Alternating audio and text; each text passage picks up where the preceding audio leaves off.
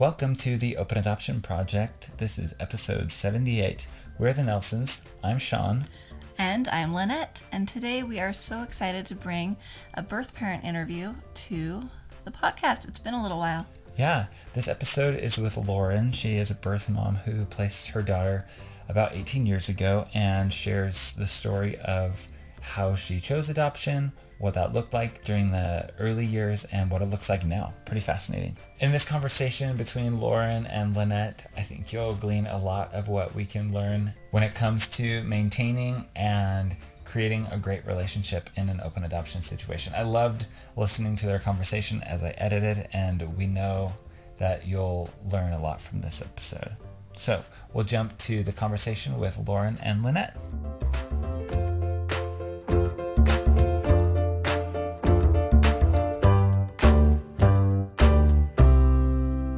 We are here on the podcast with Lauren. Lauren, thank you so much for being here with us. Yeah, thanks. I'm excited to be a part of this. Can you start off by sharing a bit about who you are? So, hello to all the listeners. My name is Lauren. I'm 35 years old. I'm from Hershey, Pennsylvania, born and raised in this area. Lived in Philadelphia for 10 years with my husband, and then kind of relocated back to this area a couple years ago after we had children. I'm a physician assistant in gastroenterology, hepatology. That's my specialty. And I previously was a physician assistant in critical care hospital medicine at a local hospital. And so that's what I do. And I work full time, and I'm extremely passionate about being a PA.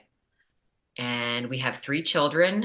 We have 2-year-old twins, boy-girl twins, Teddy and Ruby, and a 5-year-old daughter named Charlie. Awesome. Thank you so much. Yeah. And we have a dog. We have an English bulldog, Willow. Oh, nice. Cute. I love all of the names. I should throw that in there. You know, we've actually been to Hershey. We just went to Hershey Chocolate World. Oh, yeah. Yeah. Town. Yeah. And then we've been out to, from there. I don't think it's very close, but we've been to Shippensburg too. Oh, yeah. That's like maybe an hours. hour. Okay. Yeah. Hour, 15 minutes. Yeah. So I'm from like 10 minutes from Hershey. Yeah. Nobody knows the name. It's like Anvil, Lebanon area, but nobody knows what those towns are. So we literally tell everybody Hershey. I mean, that doesn't, yeah. That's not from Pennsylvania, but essentially like it's basically Hershey. We have if you live in this area, you have a season pass to Hershey Park and the whole like. Yes. It's iconic. It's fun. Mm-hmm. It's a nice area to live. That's awesome. It is beautiful there from what I've seen. It is, yeah. Very cool. And you're a PA. That's really, really I'm awesome. a PA. Yep. I specialize in gastroenterology and hepatology, which is like liver disease. Yeah. Mm-hmm. Wow. That's really interesting. Yeah. I went to school at Jefferson, which is a medical school in Philadelphia. It's like a pretty Thomas Jefferson University. It's a pretty like renowned hospital, and people travel from all over the world to go to this hospital. So it's they have Wills Eye, which is like the #1 eye institute in the United States. Wow. And yeah. Anyway, so I'm proud of my career. I love my career. And now I work for the VA, so I work with veterans. Okay. Wow. That sounds really rewarding and fulfilling. Yeah, it is. Cool. It definitely is. Yep. It's amazing. All right. Well, can you share a bit about your connection to adoption? All right. So I became pregnant when I was about 15. Just like kind of, got into the wrong things in high school. I was a really good student, but I have an older sister who was going through like some mental health issues at the time. She was like away at college, and she went to Berkeley, which is like a music school, Berkeley College of Music in Boston, which is like a pretty famous music college. And so she was at school in Berkeley, and she had like some mental health issues at school. And I think kind of the focus was on my sister, who's like 7 years older than me, and just started hanging around the wrong people and ended up meeting someone who was much older than me, and I got pregnant. Yeah, basically met someone older than me. It wasn't really a boyfriend situation, wasn't someone that was like that I went to high school with or anything. And I got pregnant. and really didn't know kind of like what to do at the time.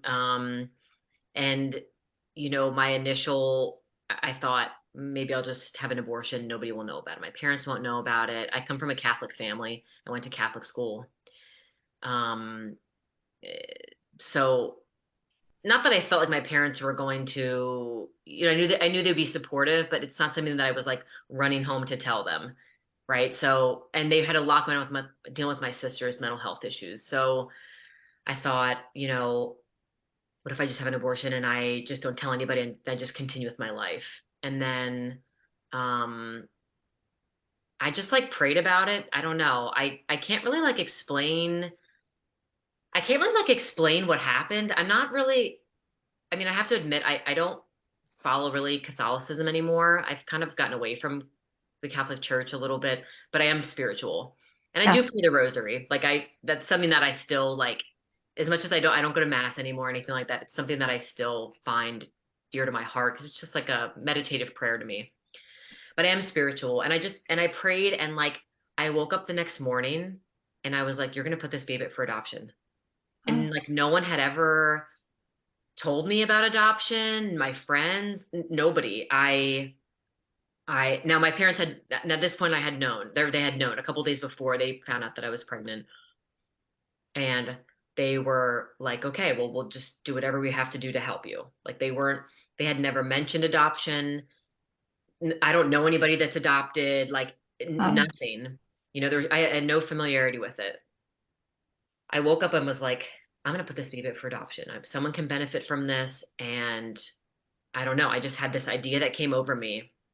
So I told my parents, and they were like, adoption, okay. Like, where did you even hear about this? And I was like, I don't know. I just woke up and this idea came to me that like maybe I should place this baby for adoption. So my mom is a was a nurse at a hospital, and I think she like knew some social workers there. Got in touch with like a social worker at the hospital that was like, hey, do you know any adoption agencies? Because there's a labor and delivery unit on the at this local hospital. And she recommended Adoptions from the Heart, which is an adoption agency based in Lancaster, Pennsylvania. They might have other ones, but one of them is the one that I worked with was in Lancaster. And she said she knew this really good social worker. So I said, okay. I met with this social worker. Her name was Jen. She was so wonderful to me and my family. And, she kind of just walked me through the process of like, and I also kind of told her the things that I was looking for. I wanted to pick the family. I wanted to be a part of naming my child. And I wanted an open adoption. And I didn't really know what that meant. I was like about to turn, I think I had turned 16 about a month after I had my daughter. So I was basically like 15, 16 years old, like definitely limited insight into like this process, right? yeah. Just like from a maturity standpoint. So she basically was like, well, you look at profiles and you can watch videos of families, and that's kind of how it's done. And then I think you could decide if you wanted local, do you want another state? There's all kinds of like different, are you open to like LGBTQ families, things like that. And so I had picked a husband and wife, and I can't remember where they were from. I don't believe they had other children, but they were older. And that was a common theme that I found is that a lot of adoptive families in these profiles were like older, like not Oh, old, but like 40s, 50s in some of them. yeah. Um, and didn't have an issue with that, but it just was like a common theme. And Yeah. I think looking back, I didn't understand that, but obviously now it makes sense to me. But at the time I was like, I don't understand, I just kind of, it was just a whole new world I didn't really understand. Yeah. And quick question. Do you think that made it hard to choose because there was such an age disparity? I think there was because I don't know if I imagined someone that was like in their 20s. I don't know what I thought that I was going to see. Yeah. Um, Honestly, a lot of them looked like my parents. Like at the time, my parents would have been, I mean, this was 18 years ago. My parents were probably in their 40s. Do you know what I mean? Like, Yeah. I think that's what one of the issues was, is that the people that I was looking at in these pictures like looked like my mom and dad. And I was like, wait, these are like people that would be like grandparents. Why is this? Yeah. I just kind Yeah. of didn't, but there was a lovely couple that I picked. And I think I told the adoption agency that I was interested in meeting this couple, and then someone else had picked them. She came back to me and said another girl had just picked them, and Um, so I felt really like disheartened by that because I felt like, and then I came across this couple. Their names were Kristen and James. They lived in Virginia Beach at the time. He was stationed in the military. That he was in the Navy, and he's a JAG, which is a lawyer for the Navy. So he's an officer in the Navy. And she was a teacher, I believe, at the time, an elementary school teacher. And they were in their 30s, were in their early 30s. yeah. And I thought they looked like a really nice couple. And they had these like two gold retrievers in their pictures. And I think they even had a video. And I said, I want to meet them. So I ended up meeting them. And we met at like a restaurant in Lancaster. And like from Hershey, that's probably like 30 minutes. It's not very far. And she actually is from Lancaster. Nice. It's kind of like a neat connection. So like she was from Lancaster, and when I met them, it felt like I had like known them my whole life. It was the strangest thing. I never like I felt like such a connection to them and really open with them. And I met them with my mom and dad. I think we had lunch or something, and we just kind of, got to know each other. And then we kind of did that same thing maybe once a month or something, or every 2 months. We kind of met somewhere, talked about like what are our expectations, what are questions that I have.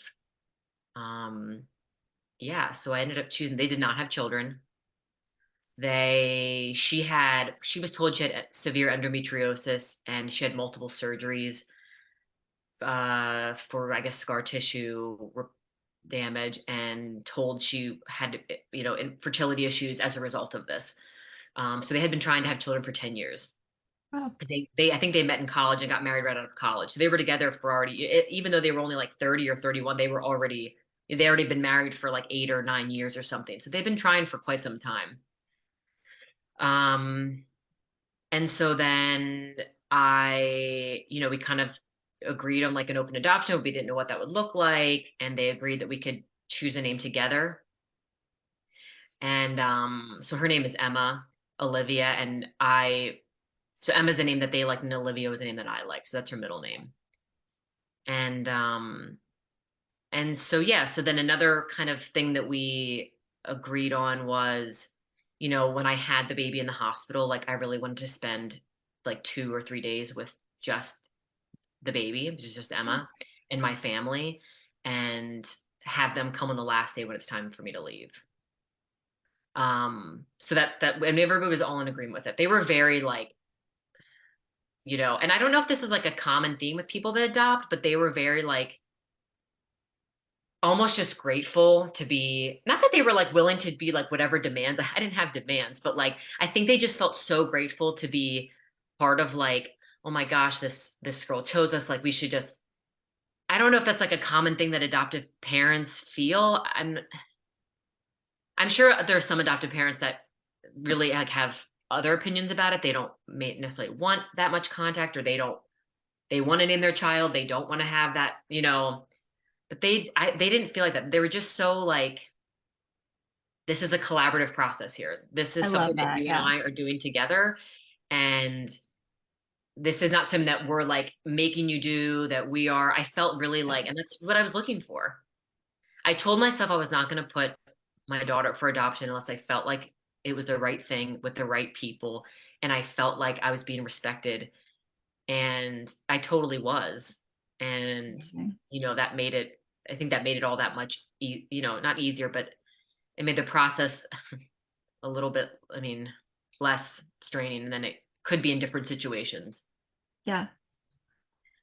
So, so she was born, um, and I had my time with her in the hospital with my parents and like my grandparents, and like everybody was kind of there. Like the father was not in her life, declined like really any, wouldn't fill out like medical, you have to can fill out medical history forms so that, in case anything genetic runs in your family, Yeah. if you could, knowledge could be passed on. And, he had declined any of that. And so there is no there was no involvement, there is no involvement, which is actually probably for the better. But so yeah, so then on the last had her in the hospital in the second, third day, like they came, and that was obviously like I never want to have to relive that again in my life.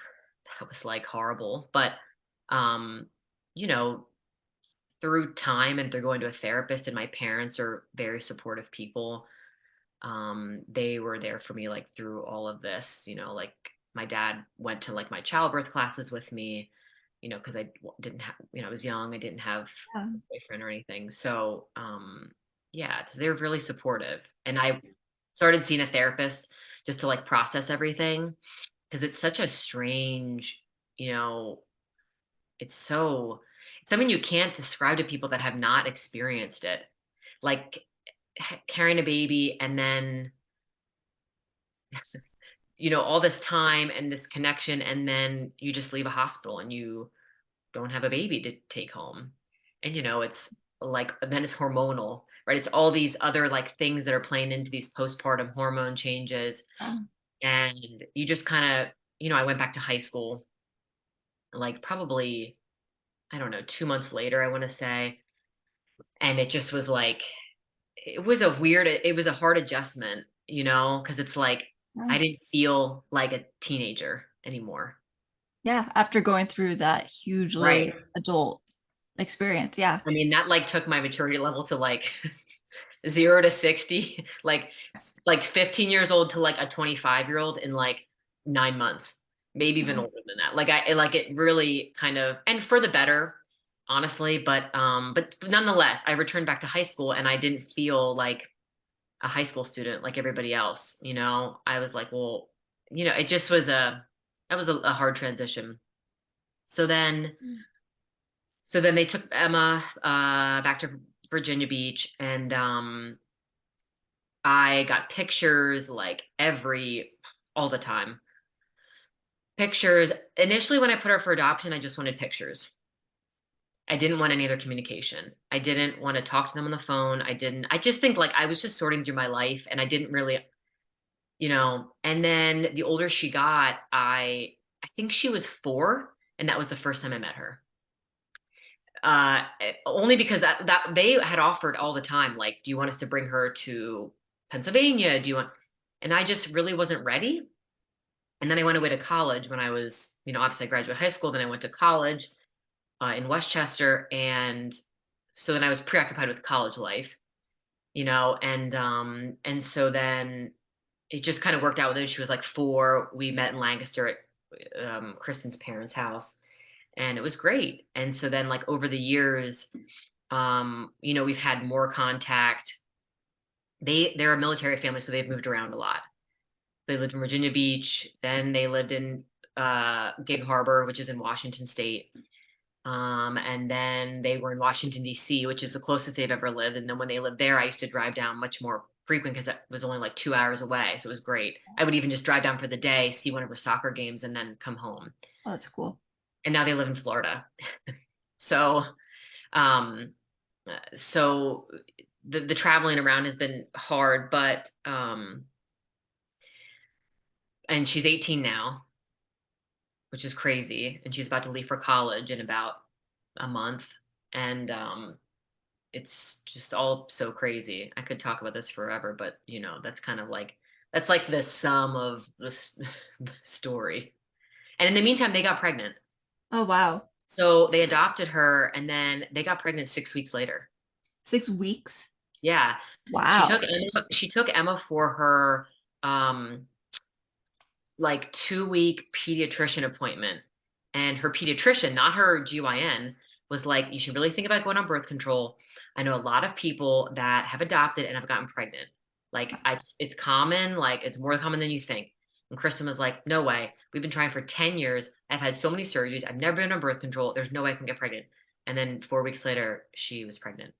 So And crazy. then they got pregnant again a couple years later after that. So Emma has a brother and they are 10 months apart. Wow. And then she has a sister who is probably like 4 years younger than them. I think they got pregnant 4 years later. It's so wild, So interesting. which So, is great because, yeah. looking back, like I didn't want her to be an only child. I thought that's what I wanted when I was looking for adoptive parents. Like when I was looking through profiles, I was like, I don't think I'd pick somebody who has biological children because I don't want her to feel left out. Like I didn't Yeah, know that yeah, I was, I don't think I would not think that now.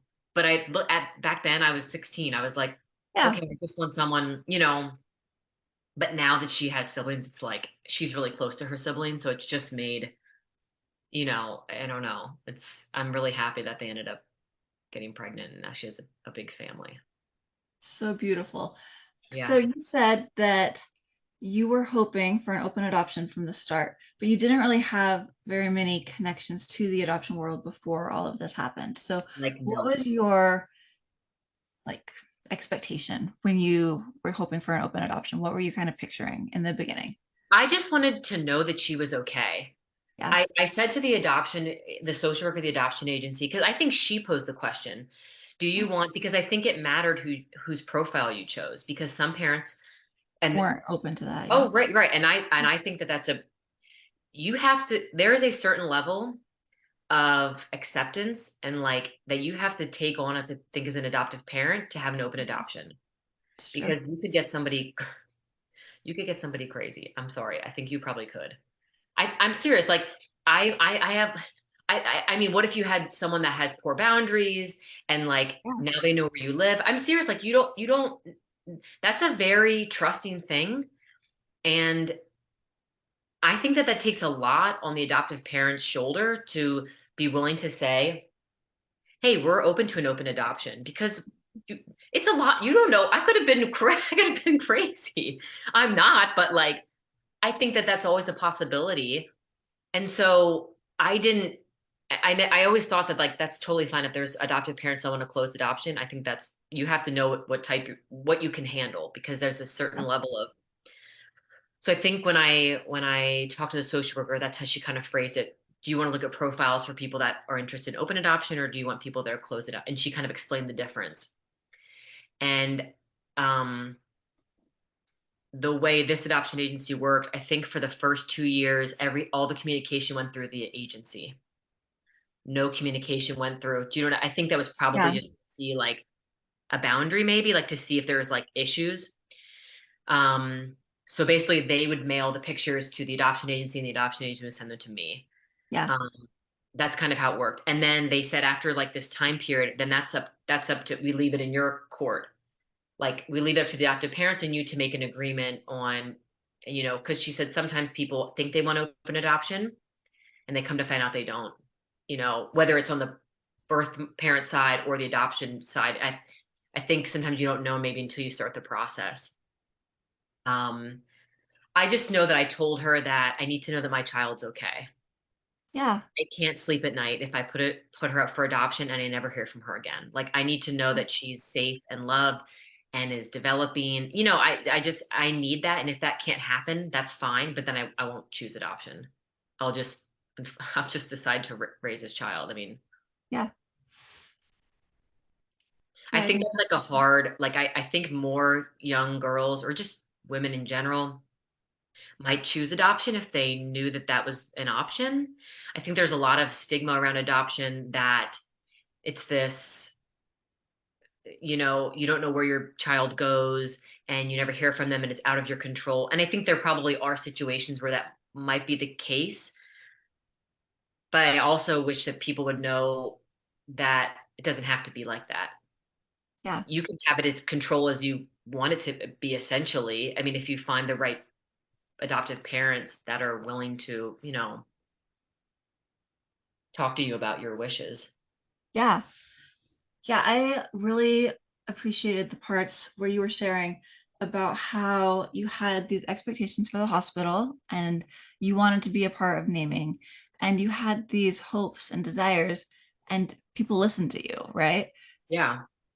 So They do you feel definitely. like, yeah, was that the agency as well as the adoptive parent, or how do you think that played Yeah, out? no, I think it was both of them. I had a really good experience with this agency. I don't know any other experiences with.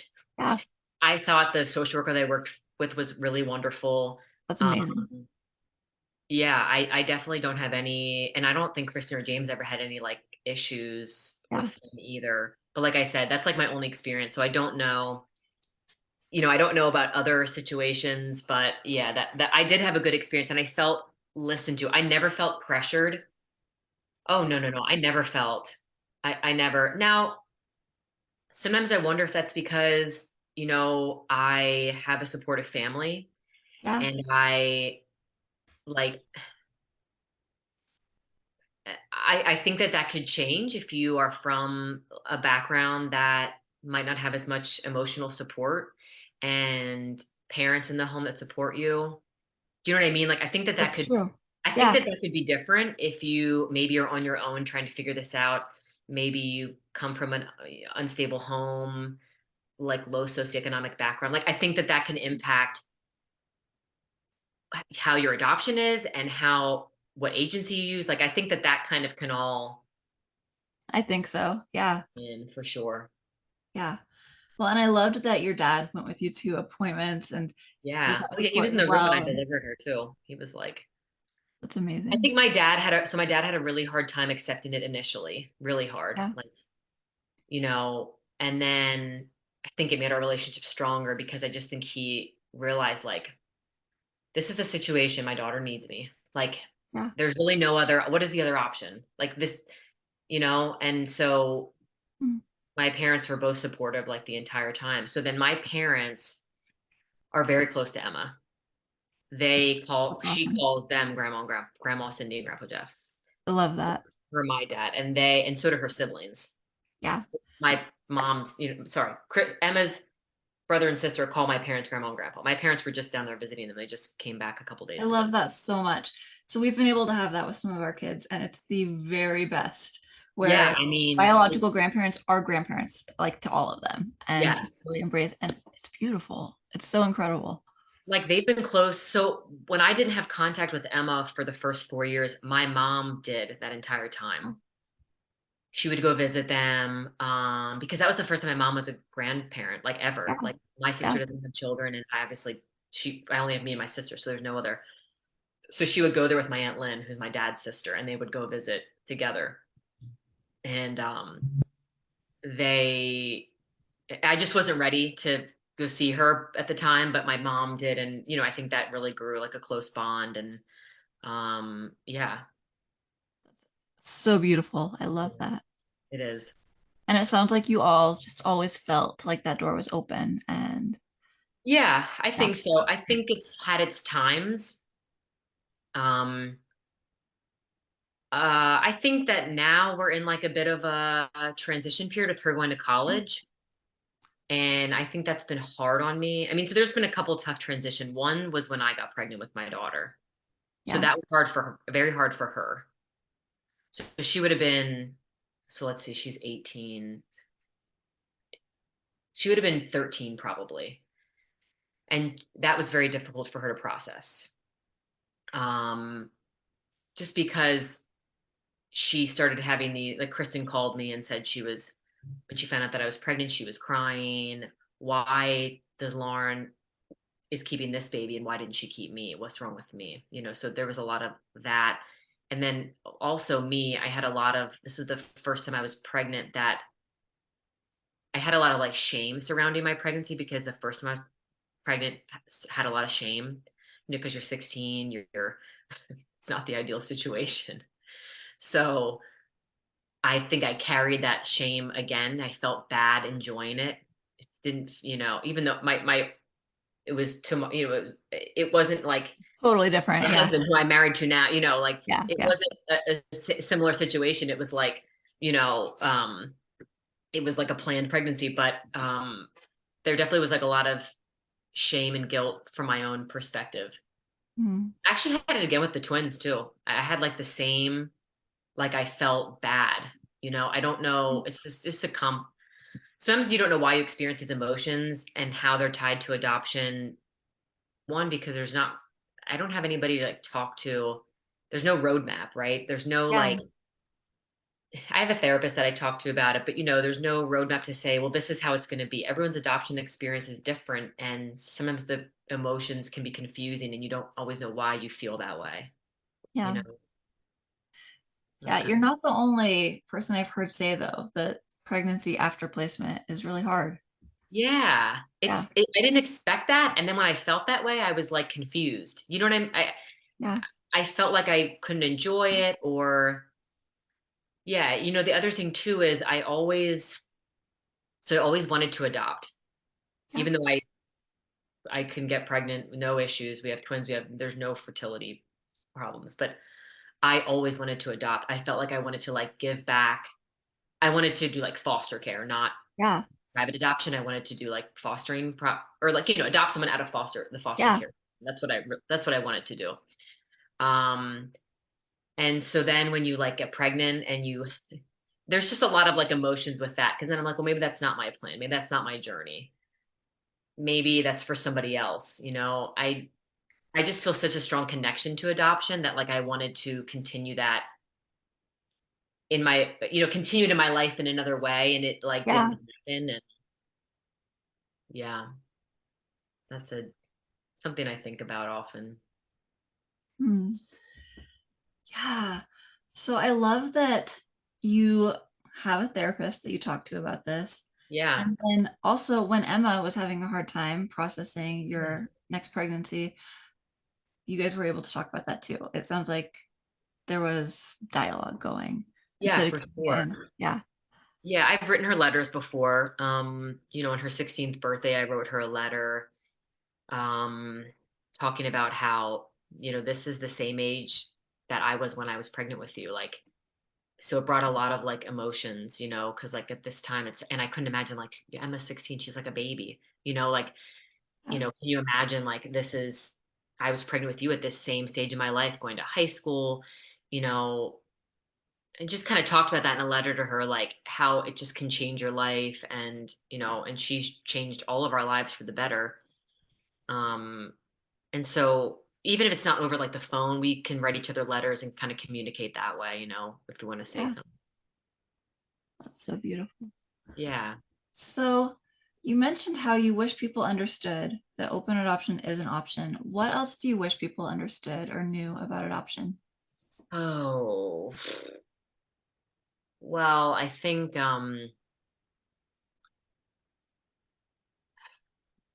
one is, I think the dialogue and the terminology around adoption, like roles, can be skewed. And I don't think that's anyone's fault Yeah. per se. I think it's just not really talked about. Like, well, you're her real mom, Hmm. like things like that. And I know what they Yeah. mean, biological mom, right? So I think that I wish that there was a better way to talk about like terminology, or like, what is she, so you know how many people have said to me, what are your parents, what do you guys tell her that you are? Do you tell her that you're her sister or like her aunt or something? I'm like, no. How confusing and horrifying is that? That's not. But people are well intentioned. I don't think that it comes from a place of, I think it's somewhat, it's ignorance, not by their own, it's Yeah. just by, there's not a lot of like discussion around it unless you're immersed in that world. So that's like one thing I'd want people to know is like, there's a language and terminology around adoption, and I don't know. I would like, don't assume that like we tell people that like we're their kid's aunt or something. Like, Yeah. that's one thing. And then I think another thing is, I don't know. I would want people to know, um, I would encourage discussions about adoption. I like Mhm. to talk about my adoption with Emma. Like, I think it sheds some of the shame around it, because I think there can be shame when people don't talk to you about it. Yeah. Maybe not for everybody. That's just me personally. I'm sure there are people that they put their child for adoption and they don't. I actually, in fact, I know someone, like a really good friend of my cousin who I'm also close with. She had a baby in high school put up for adoption, and like never, like, does not want to talk about it. And this is like 25 years ago. Does not want to talk about it. Has no. It's like it had really like caused a lot of pain in her life. So she's someone that really doesn't, so I guess it's case by case, but like personally for me, I do enjoy talking about it. I like when people ask questions. And then really my hope is that it educates people. One time I had someone reach out to me, this is a couple years ago, someone on Facebook that I kind of was an acquaintance of, and she had said her younger cousin was pregnant and thinking about adoption, and she was wondering if I would talk to her about it. She had had some questions. I think a similar situation, was a young girl in high school, didn't really know what to do, was thinking she might want to just keep the baby or, decide to parent. And I ended up talking to her. I don't know what happened, what came of it, but I still think it's beneficial that she, got to hear from someone who had a positive experience, and I was able to answer her questions, because I think that she went into it thinking they're going to take my baby away. I'm going to have no control over where my baby's placed. I think Yeah. these are not things like in it. These are real thoughts that people have.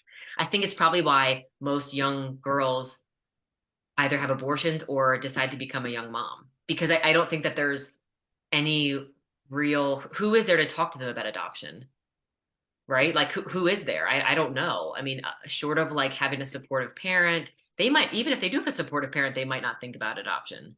Yeah, especially if there is this negative perceived notion of what it looks like that's probably not accurate in most Right. cases.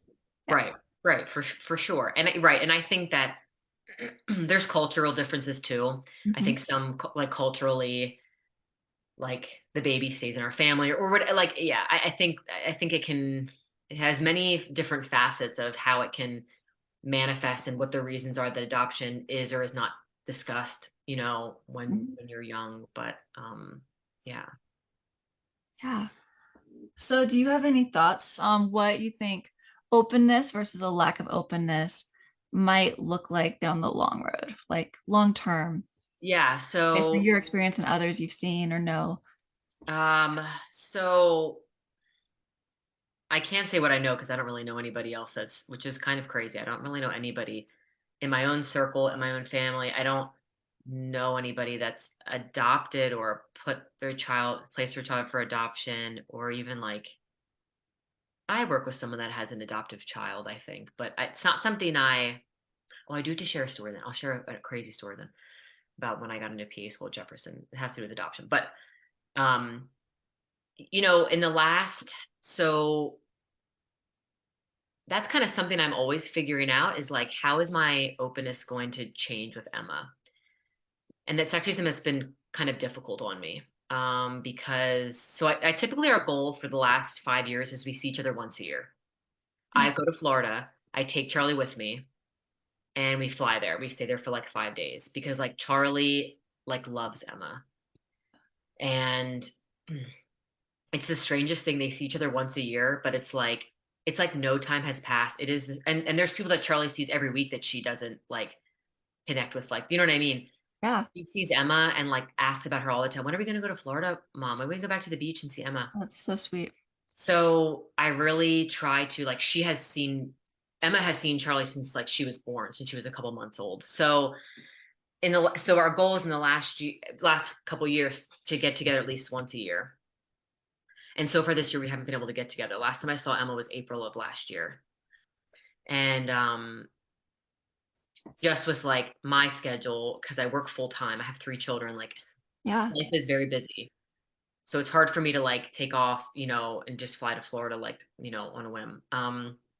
And she's very busy. She is like the head of her soccer team, and she plays like club league soccer. So when she's not in school, she's traveling for soccer everywhere.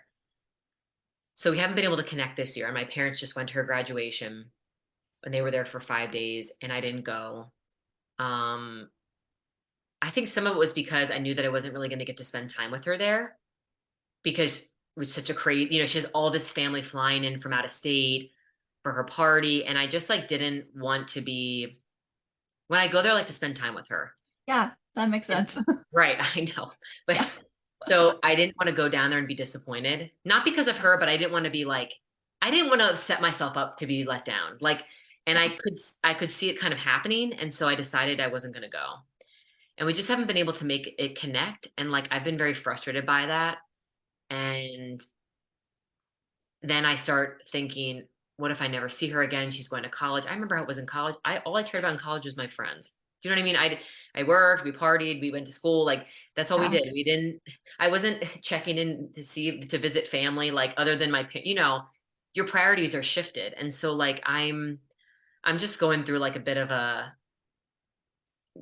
our relationship is changing and it's like bothering me, and it's something that I need to work through, and it's confusing to me. And I think it's confusing to her because we text each other and we both miss each other so much. And Yeah. we say that to each other, like on text, like when she graduated Friday, her mom sent me pictures, and like I texted Emma, I was like, congratulations, like so happy, enjoy your graduation. She was like, miss you so much. I love you. I can't wait to see you. Like it just is. So we're kind of like in the future, I hope we go back to at least seeing each other once a year. Cause like that's fine. I think we both agree like once a year is like fine for us. Yeah. I think there was times where we were seeing each other, like when I used to go visit them, I used to stay at their house, Yeah. like for 5 days. Yeah. And I think maybe some people are fine with that, but I found it to be like a little bit of boundary issues. Like I know that you're good parents, but I don't necessarily need to see your day-to-day parenting because I don't always agree with some things. And Yeah. they're not like crazy things. Yeah. It might just be like, well, you didn't make her empty the dishwasher and I would have made, you know what I mean? But Yeah. Yeah. I placed you for adoption for a reason. I'm not your parent anymore. Like, you know what I mean? And Yeah. I, I stepped back from that because that was our level of openness. I would stay in their home. Like, and I have come to realize like that doesn't serve me well. I usually end up getting Yeah. upset. And so now I rent an Airbnb and we just like get a house on the beach, and then Emma will just like come to the house and I'll go to their house too, but like I don't sleep over there. Yeah. I think that's really amazing that you recognized that that wasn't working well for you. Yeah. The old system. Yeah.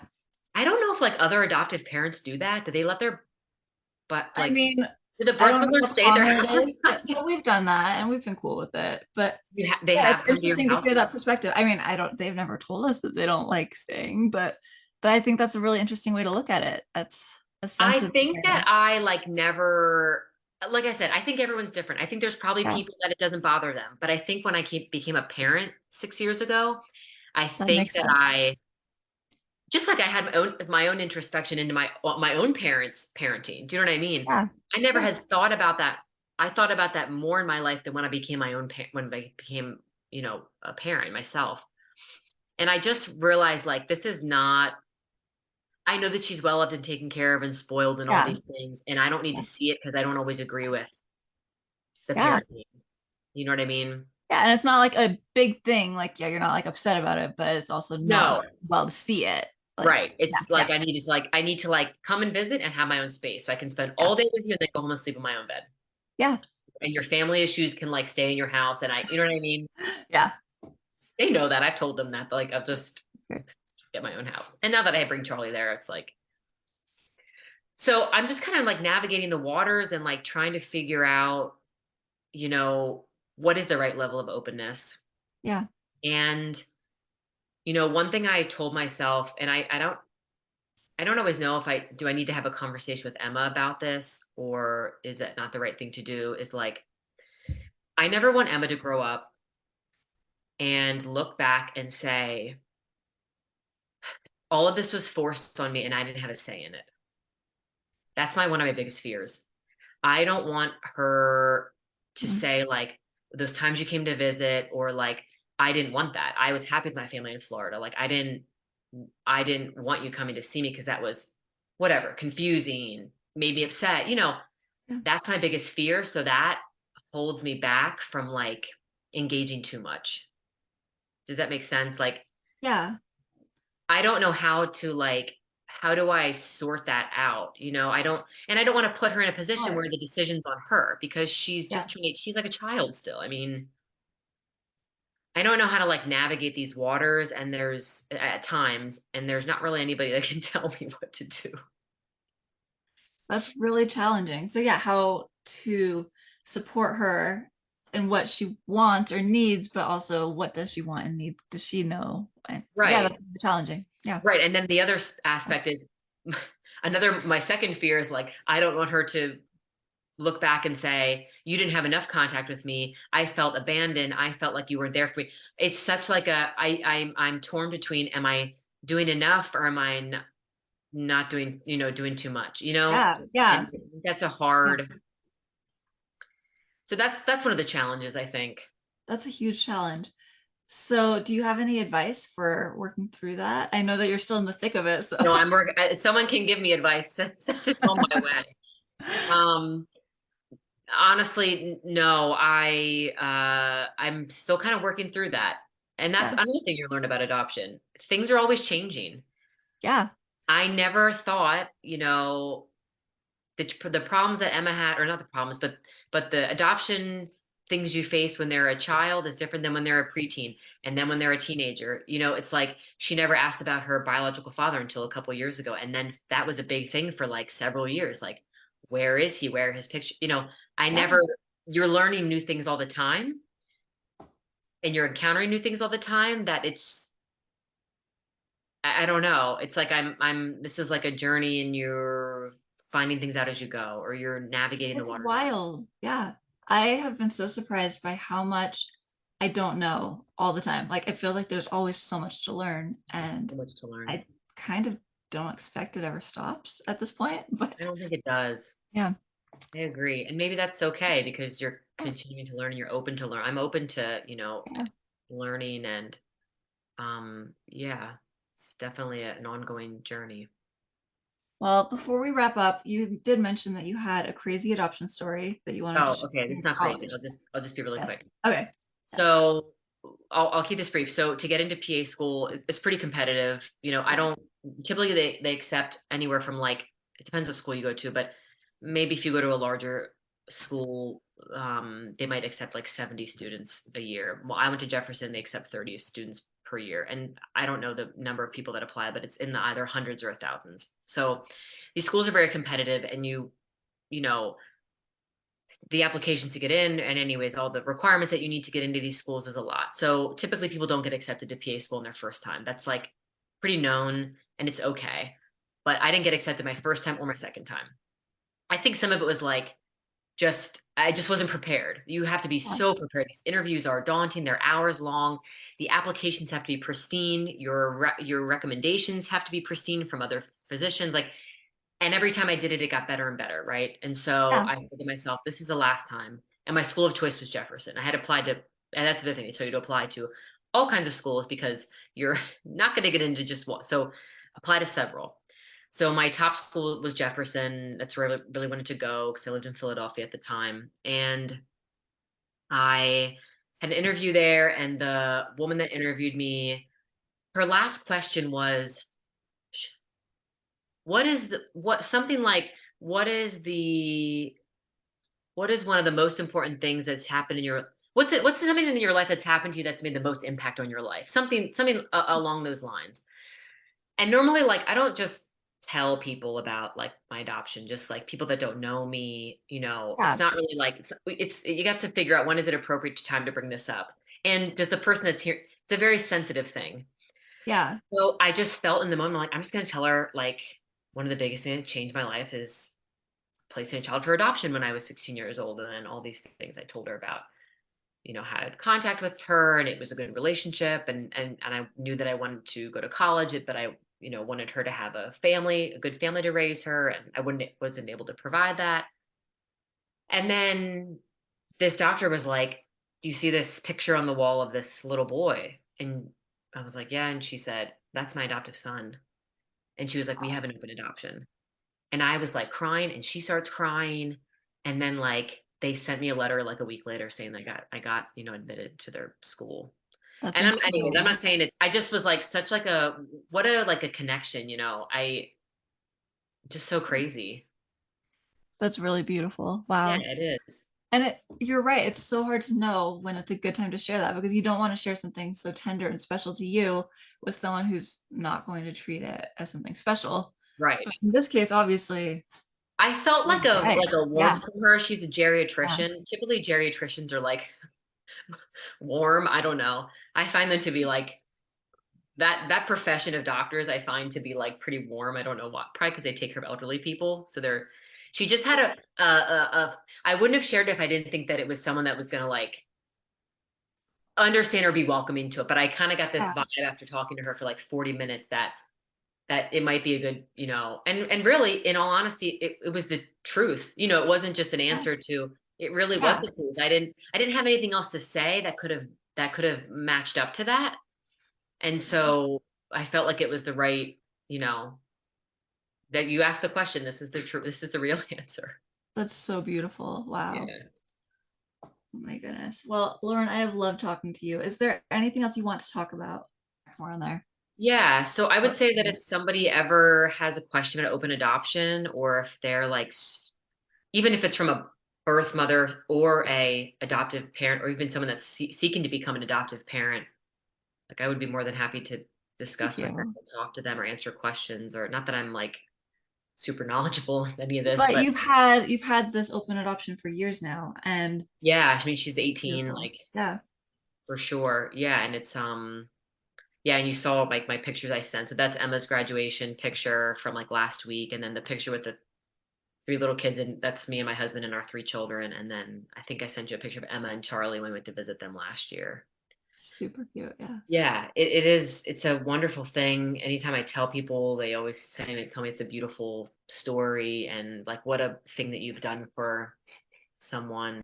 And I don't always look at it like that. I just knew that I could give back to somebody and make something positive out of getting pregnant at a young age. You know, I was like, I can turn this Yeah. around and make this into something positive for someone that's looking to start a family that otherwise isn't able to unless they adopt. And I was able to do that. And that's really all I wanted to do. It's all about selflessness. You know, that's like, if I can give any piece of advice, it's sometimes the journey is not about you. It's about putting, not always, but putting, I sometimes put Emma's needs above my own sometimes. What is best for her, right? Yeah. Not neglecting my own, but But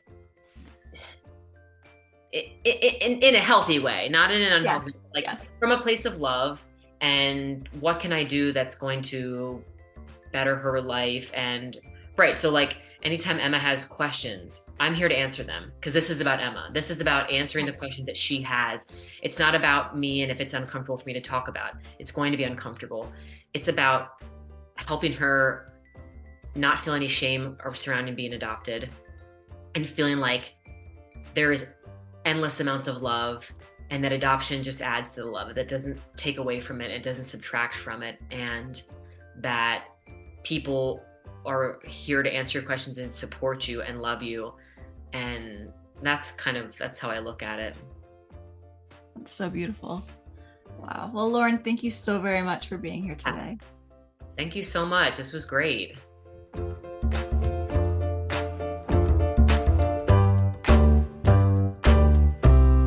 Well, thanks again so much to Lauren for being on this episode of the Open Adoption Project. We really appreciate her willingness to open up and share, and I feel like I learned a lot.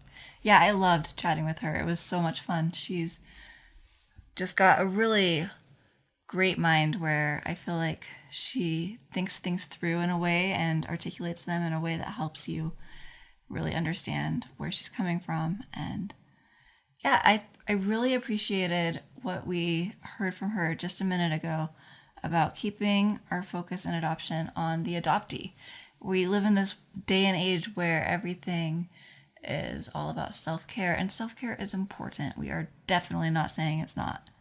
But in adoption, there are often times where we need to prioritize taking care of the adoptee and their needs as biological parents and as adoptive parents, both.